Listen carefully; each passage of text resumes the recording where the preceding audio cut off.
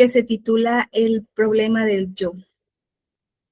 Pero para comprender, ¿verdad?, un poquito más acerca de este tema, para que nosotros podamos entender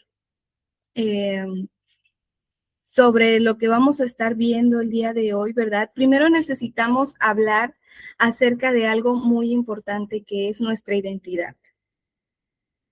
A través del libro, ¿verdad? A través de la lectura del capítulo número 6, entendemos que nuestra identidad tiene que ver con la manera en la que nosotros nos vemos.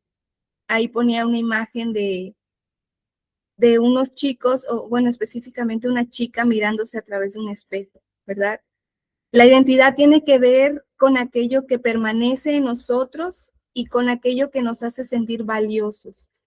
También está influida por nuestra familia, por la cultura, por las relaciones que tenemos, relaciones sociales y nuestros deseos.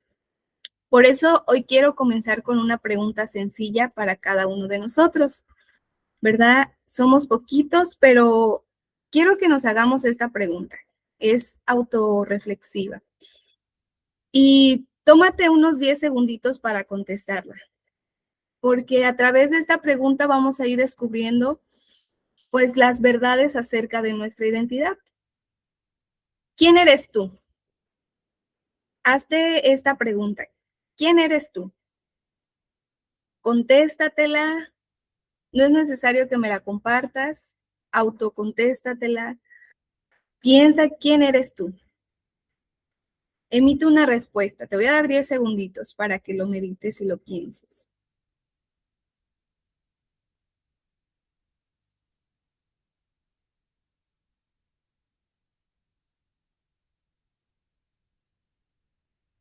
Cuando nosotros escuchamos la pregunta, ¿quién soy yo?, normalmente respondemos con nuestra profesión, con el lugar que pertenecemos. Podemos decir, bueno, yo soy estudiante de tal universidad, estudio tal carrera, o tal vez podemos decir, yo soy madre, padre, pastor, pastora, soy mexicano, soy mexicana, ¿verdad? Y estas respuestas forman parte de nosotros, pero nos explican completamente quiénes somos. El capítulo que vamos a ver ahora, el capítulo número 6, nos invita a pensar en algo más profundo. ¿Qué hay en nosotros que permanece aunque cambien las personas o aunque cambien los lugares o aunque cambien las circunstancias? ¿Qué es lo que permanece en cada uno de nosotros aunque todo lo que hay a nuestro alrededor cambie o se modifique? Durante el lapso del día, nosotros desempeñamos diferentes papeles. En casa, muchos de nosotros somos hijos. En casa, tal vez algunos de aquí son padres o hermanos. En el trabajo son compañeros o son jefes.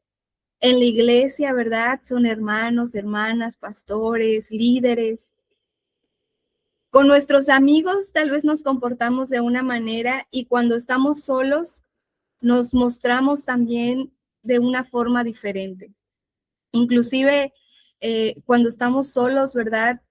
Tal vez dejamos de ser lo que somos ante la sociedad y tal vez nos comportamos realmente como somos nosotros mismos. Y aunque nuestro comportamiento puede cambiar según el lugar y las personas con las que estamos, nosotros seguimos siendo la misma persona.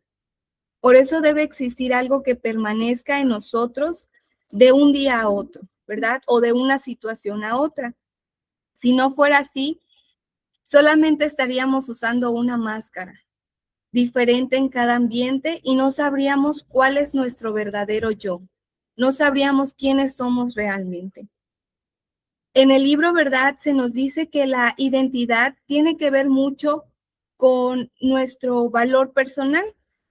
No solamente necesitamos saber quién soy yo, quiénes somos nosotros. También necesitamos sentir que nuestra vida importa, que tenemos un valor, que nuestra existencia tiene un propósito. Por ejemplo, una persona puede considerar que su valor depende completamente de su trabajo. mientras tiene buenos resultados, mientras recibe reconocimiento, si se siente importante en la empresa donde trabaja. Pero si pierde su empleo o comete un error, puede pensar esa persona que ya no vale lo mismo. Y aquí el problema, ¿verdad? No es trabajar o querer tener éxito, sino convertir el éxito en la base única de nuestro valor. Por eso nuestra identidad se constituye a través de dos preguntas. ¿Quién soy yo? ¿Y qué me hace sentir que tengo valor? A través de esas dos preguntas se constituye ¿qué? Nuestra identidad. Las repito. ¿Quién soy yo? ¿Y qué me hace sentir que tengo valor? En las culturas tradicionales, ¿verdad? Las personas se definían principalmente por su familia, su comunidad o sus responsabilidades. Es decir, por las cosas externas, ¿verdad? Ellas se definían por quiénes eran, si venían de algún linaje reconocido, cuáles eran sus responsabilidades, si eran guerreros, si eran príncipes, si eran reyes. Hoy por hoy, ¿verdad? En la cultura moderna, nos invita a mirar dentro de nosotros y descubrir nuestros deseos y decidir quiénes queremos ser realmente cada uno de nosotros. Es por eso que quiero hacerles esta pregunta. Al inicio les preguntaba y les decía, ¿quién soy yo? O sea, ¿quiénes son ustedes? ¿Quién eres tú? Pero ahora trata de responderte quién eres sin mencionar tu profesión, sin mencionar de qué familia vienes o sin mencionar tu nacionalidad o tu trabajo. Ahora trata de analizar y pensar quién eres realmente sin mencionar lo que ya dije, tu profesión, familia, nacionalidad, etcétera. ¿Qué respuesta emitirías? Te voy a dar otros 10 segunditos.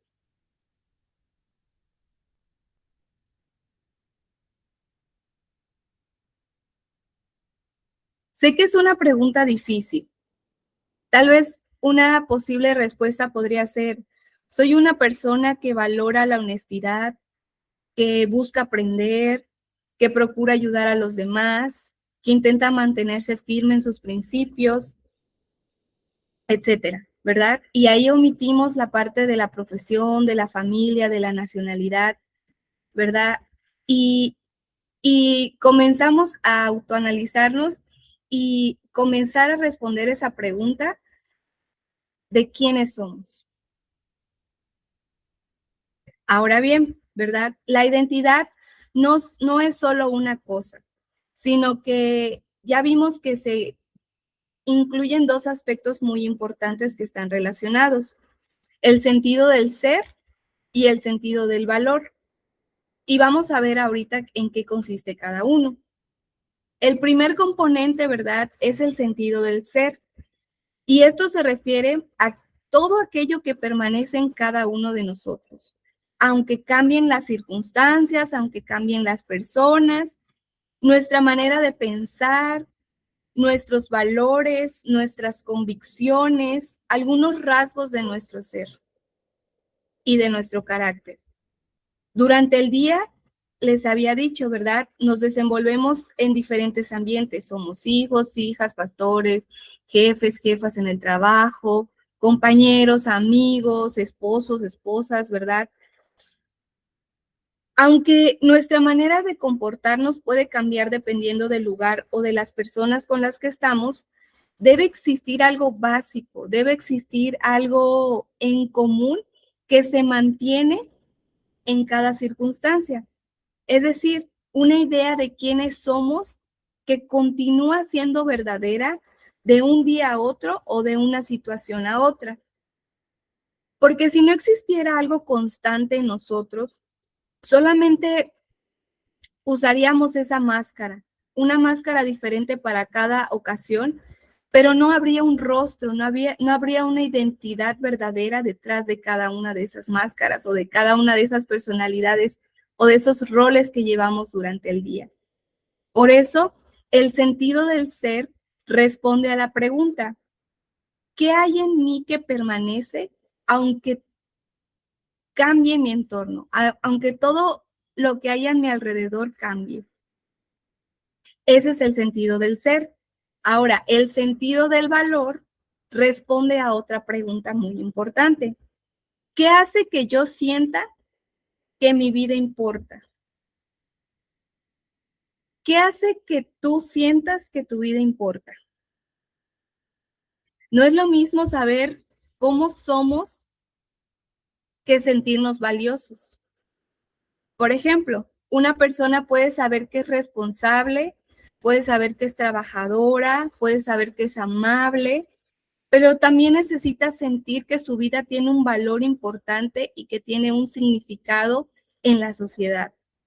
Por eso nuestra identidad no solamente consiste en saber quién eres, quiénes somos, también incluye aquello en lo que apoyamos nuestra misma autoestima y nuestro sentido de importancia, el sentido del valor, ¿verdad? En otras palabras, el sentido del ser responde a quién soy yo y el sentido del valor responde qué me hace sentir que valgo y que mi vida importa. Y estos dos elementos juntos forman nuestra identidad, ¿verdad? No se trata de decir que actuamos exactamente igual en todos los lugares. La pregunta nos ayuda a identificar qué cualidades, valores o convicciones forman parte de nosotros y permanecen aunque cambie el contexto. Por eso aquí tenemos una pregunta clave. ¿Qué permanece en ti cuando estás con tu familia, cuando estás en el trabajo, cuando estás con tus amigos o cuando estás a solas? ¿Qué es lo que permanece en ti? ¿Qué es esa constante que permanece en ti? Y autoanalízalo, velo pensando, velo analizando. Este capítulo es muy reflexivo. Ya en el siguiente capítulo nosotros vamos a ir viendo un poquito más a fondo acerca de esto. Pero este capítulo, más que nada, este capítulo 6, es muy autorreflexivo. Entonces, velo analizando estas preguntas clave. Ahora surge, ¿verdad?, otra pregunta muy importante. ¿Cómo es que entonces nosotros aprendemos a definir quiénes somos y cómo nosotros aprendemos a definir qué es lo que nos hace valiosos? La respuesta a esto no solamente va a aparecer de una forma aislada, ¿verdad? La cultura en la que nosotros hoy por hoy vivimos influye mucho. Cada cultura transmite una manera de entender la identidad y el valor personal. Desde pequeños, ¿verdad? Nosotros aprendemos ciertas ideas de nuestra familia, de nuestra comunidad, de la sociedad. Por ejemplo, algunas personas pueden aprender que el éxito significa tener un buen trabajo, gastar dinero, recibir reconocimiento de las personas. Otras personas podrían decir, bueno, el éxito consiste en formar una familia, en ayudar a los demás, en cumplir responsabilidades o vivir de acuerdo a determinados valores. Pero esta influencia de la cultura es tan constante en nuestra vida, es algo ya normal que no lo notamos. Es como algo que está presente en el ambiente, que crecemos nosotros escuchando las ideas, que nosotros crecemos viendo esas ideas y con el tiempo podemos llegar a pensar que surgieron de nosotros. Pero esto no significa que no podamos tomar decisiones propias. Lo que el capítulo nos quiere mostrar es que nuestras decisiones y nuestra manera de valorarnos están influenciadas por la cultura más de lo que nosotros imaginamos. Por eso cuando decimos, para mí una vida exitosa debe ser así, así, así, o necesito esto para sentirme valioso, conviene hacernos una pregunta muy importante. ¿Realmente elijo esa idea por mí mismo o esa idea surge a través de mi familia, surge a través de mi comunidad, surge a través de la sociedad. Y ese es el objetivo de este capítulo, hacer visible esa influencia. Más adelante, ¿verdad? Veremos que no todas las culturas construyen la identidad de la misma manera. Y para comprobarlo, ¿verdad? Pensemos en una idea sobre el éxito. Pensemos en una idea sobre la felicidad que hayamos aprendido de nuestra familia o de la sociedad. Por ejemplo, para ser exitoso hay que estudiar una carrera. Para ser feliz hay que casarse. Para ser una persona que vale, necesitas mandar a toda la gente. Esas son ideas, ¿verdad?, que la cultura o nuestra sociedad nos han enseñado a cada uno de nosotros. Que el éxito tal vez se basa en solamente tener una carrera. Que el éxito o que para ser feliz hay que lograr ciertas cosas. Es básicamente lo que les quiero dar a entender en esta diapositiva, ¿verdad? Porque nuestra cultura influye mucho en nuestra identidad. Bueno, ya vimos hasta aquí, ¿verdad?, que la cultura influye en la manera en la que nosotros entendemos de quiénes somos, qué nos hace sentir valiosos a cada uno de nosotros. Y aunque muchas veces no los notamos, todas estas ideas vienen arraigadas de nuestra familia, de nuestra comunidad y de la sociedad en la que vivimos. Y para hacer visible esta influencia, el libro nos presenta dos caminos diferentes para poder construir nuestra identidad. El primero es el de las culturas tradicionales. Y vamos a ver un poquito acerca de cómo la cultura tradicional entendía la identidad. En las culturas tradicionales, una persona no definía su identidad pensando solamente en sus deseos o en lo que quería hacer individualmente. Su identidad estaba muy relacionada con su familia, su comunidad y las obligaciones que tenía con ellas. Por ejemplo, si alguien les preguntaba a las personas, ¿quién eres? En la cultura tradicional, ellos solían responder, soy hijo de esta familia, soy madre que pertenezco a este pueblo, soy miembro de esta comunidad. Eso significa que la identidad de la persona se construía al acercarse a los demás y al asumir ciertas responsabilidades. También, si el sentido del valor dependía de cómo cumplía esas obligaciones, es decir, si una persona servía a su familia y a su comunidad, y si estaba dispuesta a dejar de lado sus deseos personales por el bien de los demás, era considerada una persona honorable. Por eso el libro dice que su sentido del ser y del valor se desarrollaba cuando se movía hacia otros. Es decir, la persona sabía quién era por el lugar que ocupaba dentro de su familia o de su comunidad y se sentía valiosa al cumplir responsablemente con ese papel. Entonces, la identidad tradicional, la pregunta principal no era solamente ¿qué quiero hacer?, sino ¿a quién pertenezco y cuáles son mis responsabilidades con los demás? Ahora, la cultura occidental moderna, vimos hace un ratito la cultura tradicional. Ahora, la cultura occidental moderna, la cultura actual, propone un camino totalmente opuesto.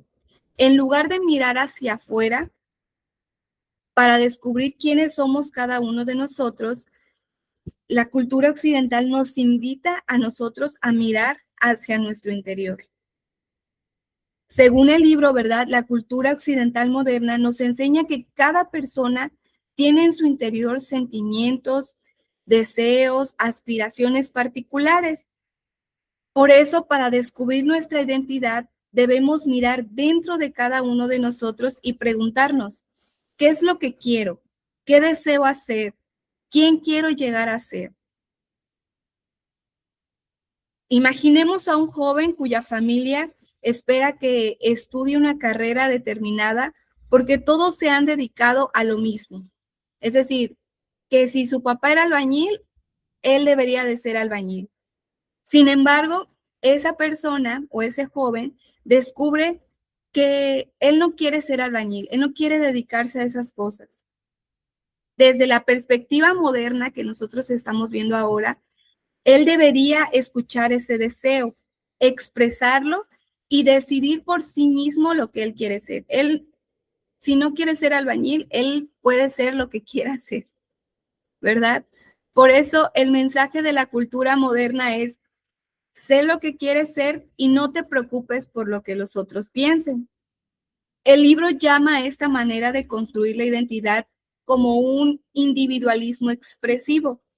Esto significa que creemos que nuestra verdadera identidad se encuentra dentro de nosotros y que debemos expresarla incluso cuando los demás no estén de acuerdo.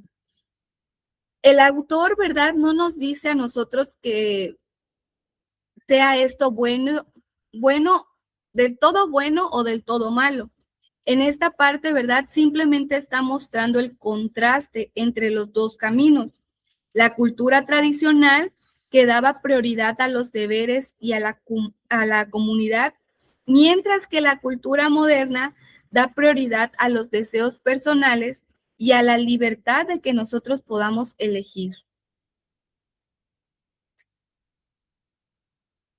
Como acabamos de ver, ¿verdad? La cultura moderna nos invita a mirar ¿hacia dónde? Hacia adentro de cada uno de nosotros, descubrir nuestros deseos y decidir qué queremos ser. Esta manera de entender la identidad es muy diferente a la cultura tradicional. Por eso el libro nos presenta los dos caminos opuestos, ¿verdad? El autosacrificio y la autoafirmación. En las culturas tradicionales, la narrativa heroica era el autosacrificio, ¿verdad? Ahí lo tenemos en la diapositiva. Esto significa que se consideraba admirable a una persona que estaba dispuesta a renunciar a algunos de sus deseos personales para cumplir sus deberes hacia la familia, hacia Dios, hacia su comunidad. Por eso el libro menciona una frase muy específica: tú eres tus deberes. La persona comprendía quién era mediante las responsabilidades que ésta tenía y los vínculos que tenía con los demás. Su valor dependía del honor que la comunidad le otorgaba por cumplir esas obligaciones. En cambio, en la cultura occidental moderna, la narrativa heroica es la autoafirmación. Aquí se considera admirable a la persona que descubre sus propios sueños y deseos y lucha para poder realizarlos. Es por eso que el libro resume esta visión de la autoafirmación con la frase: tú eres tus sueños y deseos individuales. En este caso, la persona no espera a que la comunidad determine su valor, sino que se reconoce valiosa por haber definido y realizado lo que desea hacer.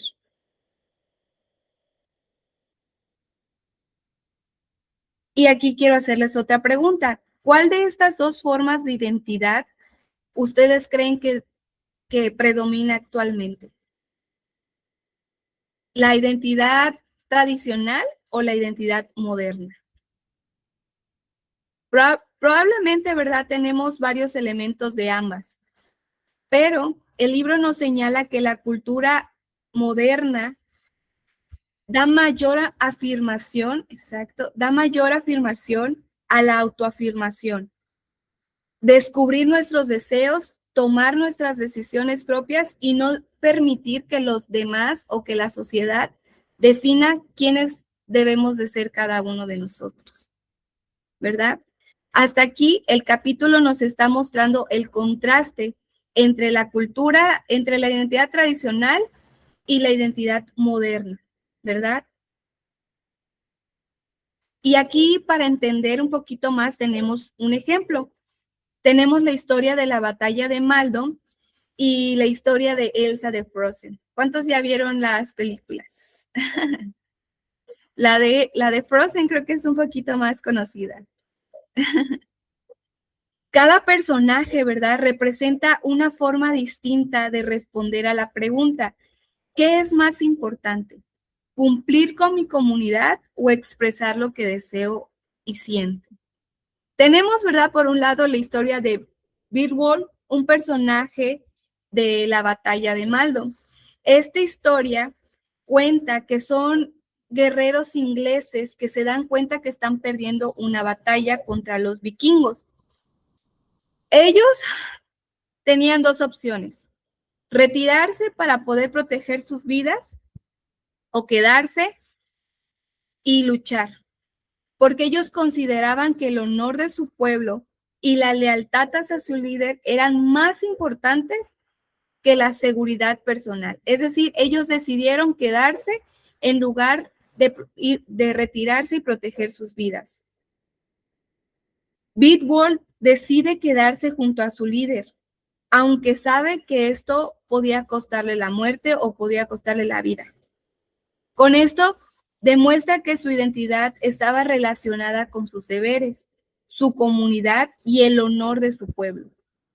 Por eso el libro dice, Beowulf no estaba buscando su propia seguridad, sino el honor de su pueblo. Él representa la identidad tradicional, el autosacrificio. Él no se preguntaba, ¿qué quiero hacer o qué es lo mejor para mí? Para él lo más importante era cumplir con su deber y permanecer fiel a su comunidad. Y por el otro lado tenemos el contraste de Elsa, ¿verdad? Ella representa la forma moderna de que nosotros podemos entender la identidad. Elsa quiere liberarse de las reglas y dejar de vivir según lo que los demás esperan de ella. Cuando canta su famosa canción de libre soy, libre soy. Bueno, ella menciona una frase antes de decir y de llegar al coro, ¿verdad? Y ahí la puse. Ni mal ni bien, no hay reglas para mí, libre soy. En el caso de Elsa, la identidad no se encuentra cumpliendo con un papel establecido por la comunidad, sino mirando hacia su interior y expresando ella sus propios deseos o sus propios sentimientos. Así, estos dos personajes nos representan los dos caminos opuestos. Beowulf encontraba su identidad al entregarse a algo que estaba fuera de él, a su líder, su pueblo y sus deberes. Y Elsa buscaba su identidad dentro de ella misma, al librarse de las reglas y expresar lo que ella sentía. Es por eso, ¿verdad?, que el libro utiliza esas historias para mostrar el cambio que ha ocurrido en nuestra forma de pensar. Antes se admiraba que la persona se sacrificara por sus deseos, por su comunidad, y hoy por hoy se admira a la gente que se libera de las expectativas de los demás y se atreve a seguir por su propio camino. El libro, ¿verdad?, aclara que no todo lo relacionado con la identidad moderna es negativo, porque si bien sí tiene sus ventajas y sus desventajas, ¿verdad? Y aquí vamos a ver un poquito acerca de las ventajas de la identidad moderna, ¿verdad? De que nosotros podamos mirar hacia nuestro interior y poder expresarlo. Antes, ¿verdad?, de explicar los problemas, vamos a explicar los beneficios. En las sociedades tradicionales, la identidad de una persona dependía gran parte, ya habíamos dicho, de su familia, de su clase social, el lugar que ocupaba dentro de su comunidad. Y en esta diapositiva, ¿verdad?, nosotros podemos ver que una de las ventajas que tiene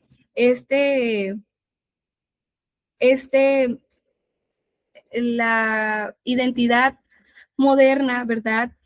Es que se le empieza a dar mayor importancia a la libertad personal, a la igualdad, a la capacidad de decidir, y esto ayuda a cuestionar la idea de que una persona debía permanecer toda su vida en el lugar que se le había asignado dentro de la sociedad, ¿verdad? Y con ello hubieron cambios muy importantes, cambios sociales importantes. El movimiento por los derechos civiles en Estados Unidos, la autodeterminación, la libertad personal, la igualdad, ¿verdad? Que ayudaron a que la sociedad estuviera más dispuesta a rechazar ciertas jerarquías injustas. Por eso el autor reconoce que debemos de estar agradecidos por las maneras en las que la identidad moderna ayudó a muchas personas a escapar de ciertas condiciones sociales rígidas y explotadoras. Por eso la pregunta es, ¿verdad? Aquí tenemos una pregunta. ¿Qué oportunidades actuales no habrían sido posibles en una sociedad con roles completamente fijos? ¿Qué oportunidades tal vez tú no hubieras tenido hoy por hoy en una sociedad donde tal vez tu rol debería permanecer fijo? Si tu papá o tu mamá eran, les mencionaba hace un rato, carpinteros, tú tenías que ser carpintero. Tal vez, ¿verdad? Algunos ejemplos que podamos citar de las oportunidades que esto nos ha dado es que tú pudiste elegir una profesión diferente a la de tus padres, pudiste estudiar sin importar tu origen social, has podido viajar a otras ciudades o a otros países, ¿verdad? Puedes cuestionar hoy por hoy la discriminación o las jerarquías injustas que ha habido. Entonces, la identidad moderna trajo beneficios importantes, como ya vimos, la libertad, la igualdad, la movilidad social, pero el libro también advierte que este modelo de la identidad moderna también tiene ciertos problemas. Aunque sí nos permite elegir nuestro propio camino, construir una identidad, vamos a ver, ¿verdad?, cuáles son algunas de sus desventajas. Y uno de los problemas o desventajas de la identidad moderna es que nuestros deseos no siempre son claros ni están de acuerdo entre sí. Por eso, ahora vamos a ver por qué el autor dice que la identidad moderna puede ser incoherente. Como vimos anteriormente, la cultura moderna nos dice que debemos mirar ¿hacia dónde? Hacia adentro de nosotros para descubrir quiénes somos. El problema, según el libro, es que cuando miramos dentro de nosotros, no encontramos un solo deseo claro, encontramos muchos deseos y algunos pueden contradecirse. Por ejemplo, una persona puede desear profundamente desarrollar una carrera personal que exige mudarse a otra ciudad y al mismo tiempo puede amar a alguien con quien no puede mantener una relación a distancia. Los dos deseos son importantes. Uno, él quiere avanzar profesionalmente, pero también quiere conservar su relación. Entonces surge una cuestionante, una pregunta. ¿Cuál de los dos deseos va a representar su verdadero yo? Podríamos decir, ¿verdad?, que debe escoger el deseo más profundo, pero el libro señala que esa respuesta tal vez es demasiado sencilla, porque no existe ninguna garantía de que nuestros deseos estén organizados o que tengan una profundidad diferente al otro deseo. Y de que el autor también nos afirma que la identidad moderna es incoherente porque nos dice que debemos descubrir primero quiénes somos mirando nuestros deseos, pero esos mismos deseos pueden competir o pueden contradecirse. Si nuestros deseos no están de acuerdo, va a resultar difícil utilizarlos como la única base para que nosotros podamos definir nuestra identidad. Entonces, el problema no es que tengamos deseos. El problema aparece cuando creemos que basta conseguir nuestros deseos para descubrir quiénes somos cada uno de nosotros, porque estos pueden contradecirse y no siempre nos ofrecen una dirección clara. El libro también señala otro problema. No solamente que nuestros deseos se contradicen, sino que también nuestros deseos cambian constantemente. Como vimos al principio del capítulo, para tener una identidad hay que reconocer que seguimos siendo la misma persona durante el día, tal vez en diferentes circunstancias, con diferentes personas, en diferentes etapas de la vida. Sin embargo, nuestros deseos no siempre permanecen iguales, cambian con el paso del tiempo, con las personas que conocemos o con las circunstancias que nosotros vivimos. Por ejemplo, cuando éramos más chiquitos, tal vez pensábamos en estudiar alguna carrera, ¿no? Cierta carrera. Lo que comúnmente le dicen a los niños, maestro, doctor. Y tal vez pensamos vivir en un determinado lugar o alcanzar una meta en específico. Pero después de que nosotros vivimos ciertas experiencias, tratamos con ciertas personas, ¿verdad? Algo cambió en nuestras circunstancias que pudo hacer que comenzáramos a querer algo diferente. El libro no dice que cambiar nuestros deseos sea necesariamente malo. El problema aparece cuando hacemos que nuestra identidad dependa únicamente de esos deseos. Si lo que queremos cambia constantemente, entonces nuestra manera de responder a la pregunta, ¿quién soy yo?, también va a estar cambiando todo el tiempo. Aquí el autor del libro nos explica que si en cada situación solamente de acuerdo con lo que, si solamente actuamos de acuerdo con lo que nos conviene o con la aprobación que deseamos recibir en ese momento, podemos estar mostrando una versión diferente de nosotros en cada lugar. Podríamos comportarnos de una manera con nuestra familia, de otra en el trabajo, de otra con nuestros amigos, únicamente para obtener lo que queremos recibir o la aprobación de cada grupo. A esto se refiere, ¿verdad?, cuando se habla de máscaras sociales. Cada máscara representa una forma distinta de presentarnos según la situación que estamos viviendo. Pero si todas esas formas cambian y no exigen algo estable que las una, se vuelve difícil identificar cuál va a ser nuestro verdadero yo. Por eso el libro nos presenta una ironía. La cultura moderna nos dice que debemos ser nosotros mismos siguiendo nuestros deseos, pero si esos deseos cambian continuamente, puede dejar de existir un yo estable que permanezca en todas las situaciones en nuestra vida.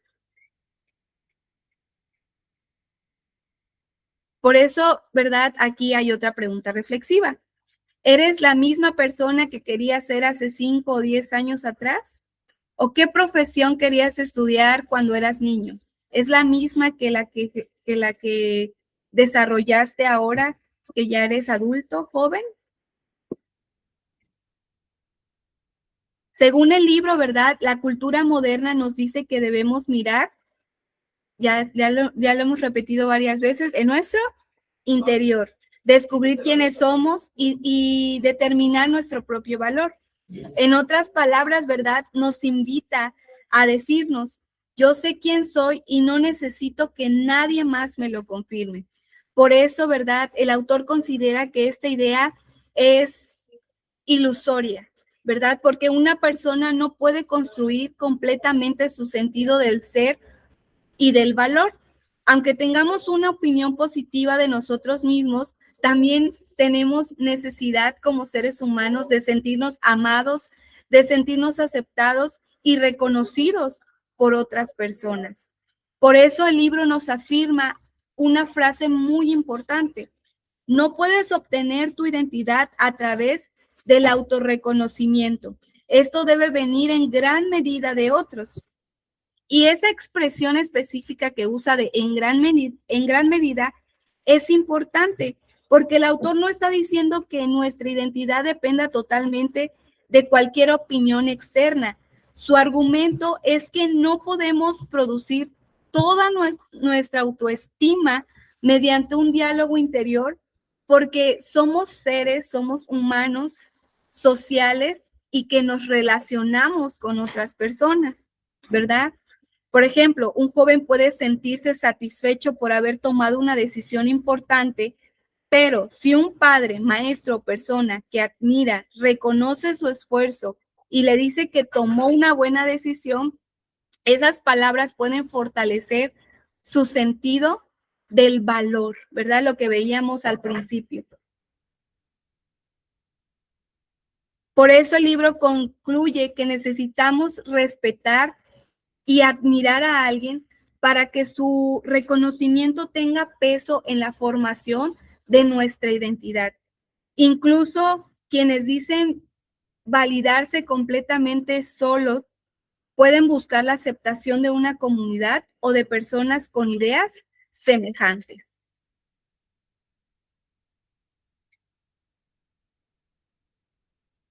Y bueno, aquí se nos narra, ¿verdad?, la historia de un joven. Los padres de ese joven tenían buenas intenciones. Cada vez que él les pedía orientación, le respondían qué podían hacer. Cada vez que él les pedía orientación, le respondía qué podía hacer, lo que realmente quisiera y que cualquier decisión estaría bien con ellos. Pensaban que al no decirle qué camino debían seguir, estaban siendo unos papás abiertos y respetando la libertad del hijo. Sin embargo, el joven no lo interpreta de esa manera. Él comienza a sentirse a la deriva e incluso un poco amado. Permítanme un segundito.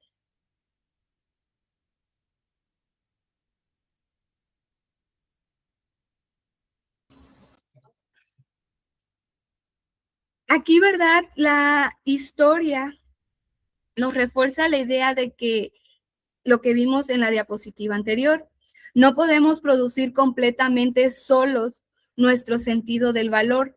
Necesitamos nosotros relacionarnos con otras personas, especialmente con aquellas que respetamos y queremos recibir de ellas orientación, amor o reconocimiento. Aquí, ¿verdad? En la historia de este chico, el problema no fue que sus padres le hicieran libertad, sino que le ofrecieron una libertad sin una orientación, sin una dirección clara. El joven tenía muchas opciones, pero no contaba con criterios que lo ayudaran a que pudiera él tomar sus propias decisiones. Por eso, ¿verdad? Aquí tenemos la frase, nadie puede decirse a sí mismo estoy bien. El muchacho decía, yo necesitaba que alguien me dijera, esa es la decisión correcta, estoy orgulloso de ti.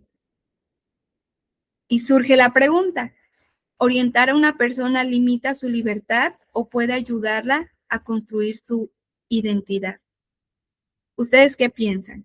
¿Orientar a una persona limita su libertad o puede ayudarla a construir su propia identidad? Cuando miramos hacia adentro de nosotros, ¿verdad? Encontramos de todo, deseos, sentimientos. Sin embargo, no aceptamos ni expresamos todos. Algunos los consideramos importantes y otros decidimos controlarlos u otros decidimos rechazarlos. ¿Y cómo es que nosotros hacemos este filtro, esta selección? El libro nos explica que usamos un filtro o tamiz compuesto por nuestras creencias y valores. Ese filtro, ¿verdad? Nos ayuda a interpretar lo que sentimos y decidir qué deseos incorporaremos a nuestra identidad.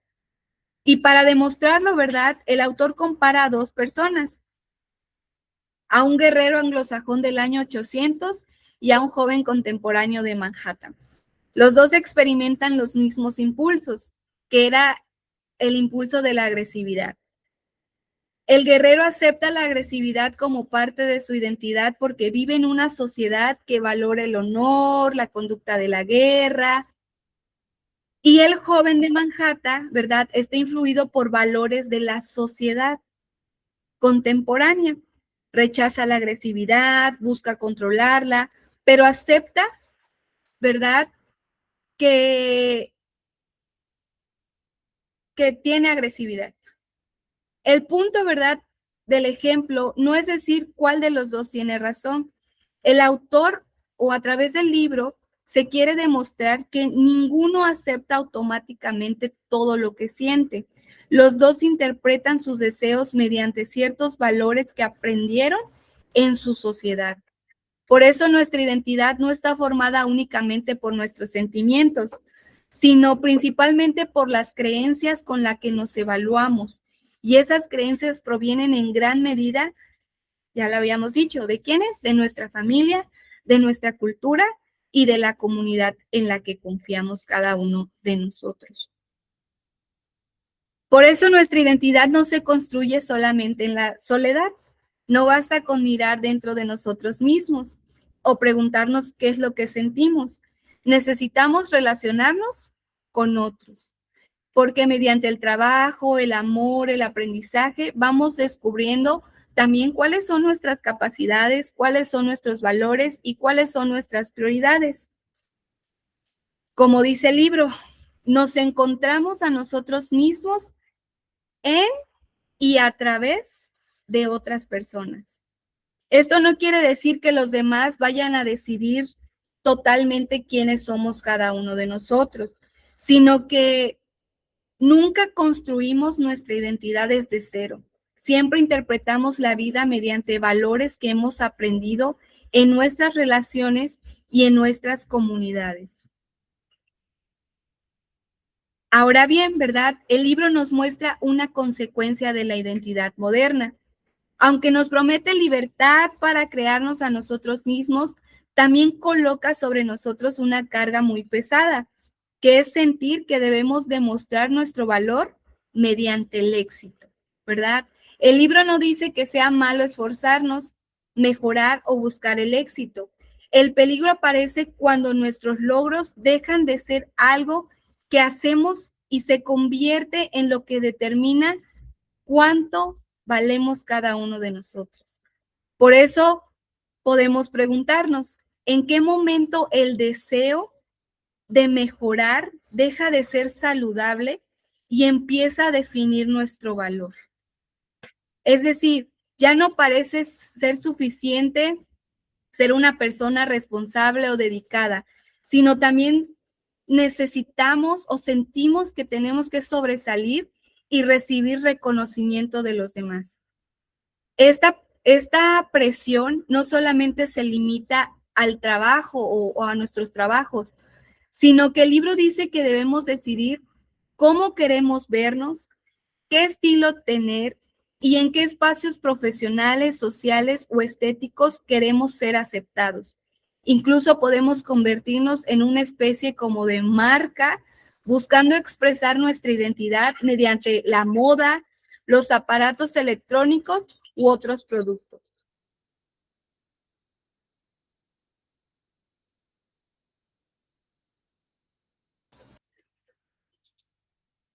Entonces, ¿verdad? Cuando el éxito se convierte en la medida de nuestro valor, cualquier fracaso puede sentirse como una pérdida de nuestra identidad. Es por eso, ¿verdad?, que hay que tener mucho cuidado. La identidad moderna nos presiona para demostrar nuestro valor mediante el éxito y la aprobación de los demás. Esa presión puede llevarnos a convertir algo bueno como el trabajo, la carrera o el amor en la base de toda nuestra identidad. El libro primero aplica esta idea del trabajo y después pregunta y dice, ¿será el amor de otra persona una mejor base para nuestra identidad? Así llegamos, ¿verdad?, al caso de quienes buscan todo su valor personal en una relación de pareja. Según el libro, ¿verdad?, el amor y las relaciones de pareja son cosas buenas. El problema aparece cuando una persona espera que su pareja le proporcione todo su sentido de valor y su identidad.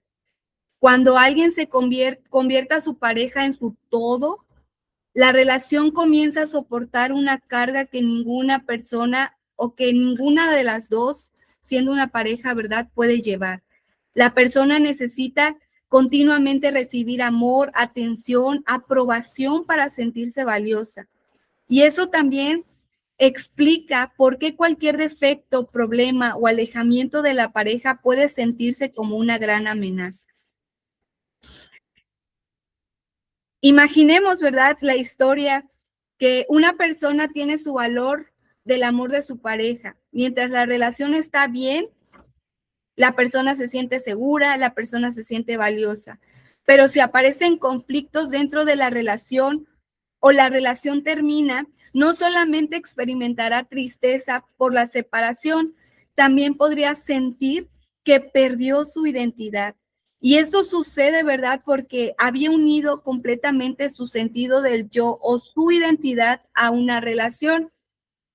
En las palabras que el libro nos expresa, si perdemos aquello en lo que hemos envuelto toda nuestra identidad, también podemos perder el sentido de quienes somos.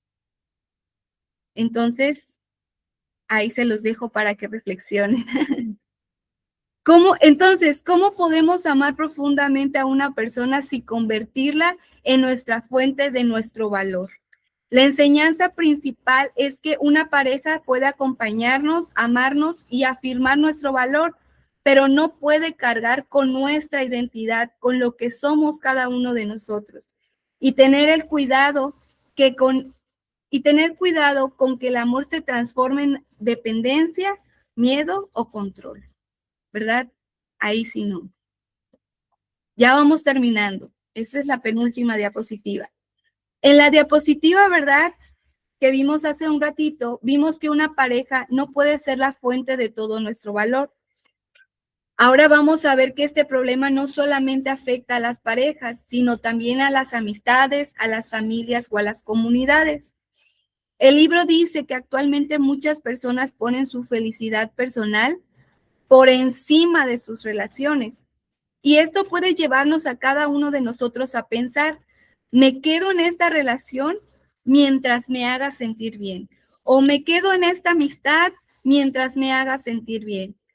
Cuando esa relación o esa amistad se vuelve difícil, exige un esfuerzo o deja de satisfacer nuestras necesidades, podemos pensar que lo mejor es, pues la abandono, ya está aquí.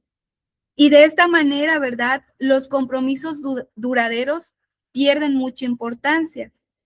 El problema no es querer sentirnos bien en una relación, eso es normal. El problema aparece cuando esa es la única razón para que cada uno de nosotros querramos permanecer en ese lugar. Las relaciones profundas también necesitan paciencia, esfuerzo, compromiso, y no siempre van a ser fáciles o agradables. Si solamente estamos con las personas cuando todo va bien, nuestros vínculos se vuelven débiles y temporales, y eso también afecta a nuestra comunidad.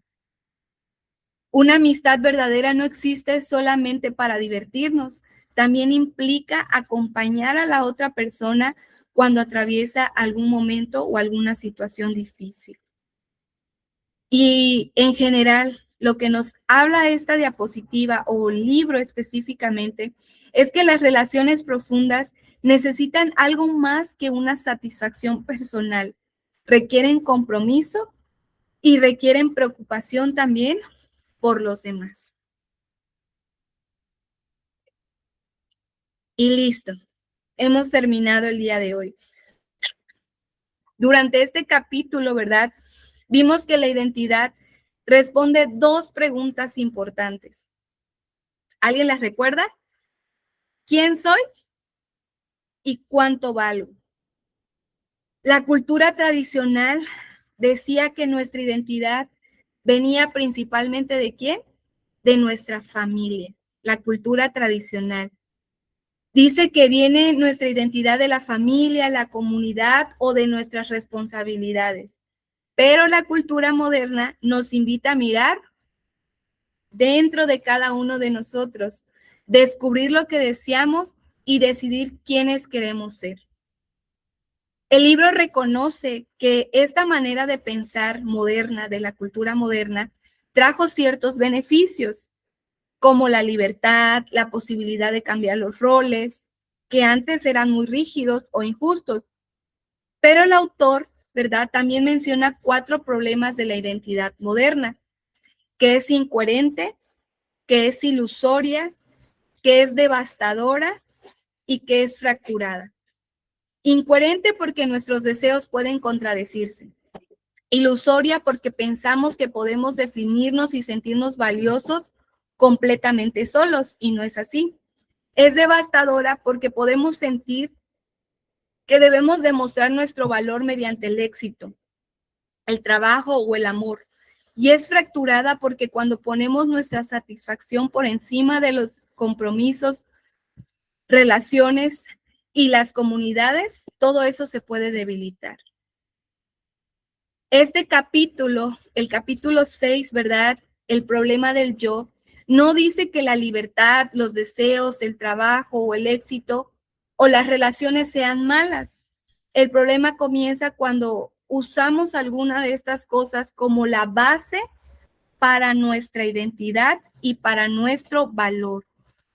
Por eso aquí la pregunta final es, ¿sobre qué usted, hermano joven, está construyendo su identidad? ¿Sobre qué cimientos está construyendo su identidad? Esa base las va a poder sostener cuando cambien sus deseos, cuando fracasen, cuando terminen alguna relación, cuando sucedan diferentes circunstancias, cambien las personas, cambien las circunstancias en su vida. Esta pregunta, ¿verdad?, nos va a preparar para el siguiente capítulo. Pero quiero dejarles, ¿verdad?, con estas preguntas finales. ¿Qué define actualmente nuestro valor? ¿Hasta qué punto elegimos nuestra identidad? ¿Qué personas o comunidades influyen en quienes somos? ¿Es posible construir una identidad estable solo con los deseos, éxitos o relaciones? ¿Y sobre qué base debería construirse una identidad que pueda resistir el fracaso y los cambios? ¿Verdad? Y pues bueno, esto ha sido todo del capítulo número 6, el problema del yo.